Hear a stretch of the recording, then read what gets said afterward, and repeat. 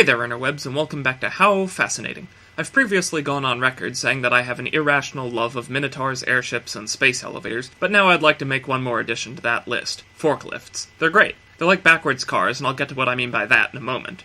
First of all, I just want to say that there's something viscerally enjoyable about operating large machinery. You know those play-school activity tables with all the plastic buttons and spinners and mirrors and bells and whistles? Well, tanks, and anything else with a cockpit full of levers, are like those, but for men! But this video is about forklifts, and I love forklifts and construction equipment because I love tanks, and operating a piece of earth-moving equipment is a bit like operating a tank. It's got all the fun of controlling heavy machinery, but without the hassle of dying when some arschloch you didn't see hiding in a shrub prangs your engine deck with a Panzerfaust. Right, back to the backwards car comparison. To put it briefly, they're like backwards cars because they're front-wheel drive and rear-wheel steering. Rear-wheel steering, by the way, is my third favorite non-standard method of vehicle control, after of course crab steering and differential steering, which you get on things like tanks, bulldozers, and skid steers. See also articulated steering and omni wheels.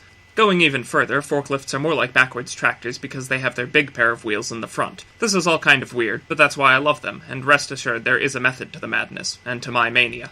The primary thing to keep in mind when examining the design and layout of a forklift is the old three-word maxim, form follows function. The purpose of a forklift is to pick up and move around heavy objects. This requires precise handling to get the arms in exactly the correct position, as well as the power and capacity to lift those heavy objects and move with them. By putting the turnable wheels in the back, it makes the vehicle less responsive when attempting hard turns, but it also allows the driver to swing the front end further side to side with less forward and backward travel, and this facilitates getting the arms of the fork in the right spot under the load. This is the same reason why, when parallel parking, you're advised to pull up past the parking spot and then back in. You're essentially switching your vehicle to rear-wheel drive, allowing you to scooch the car in at a sharper angle.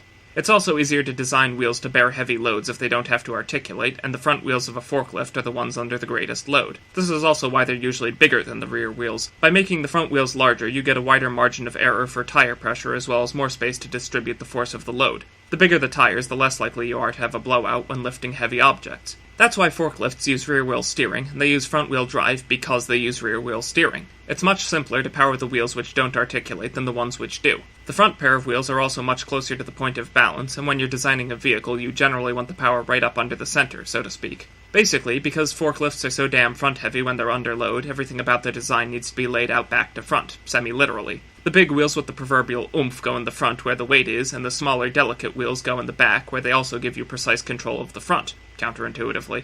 So, yeah, that's why forklifts are designed the way they are, and that's why I think they're so neat.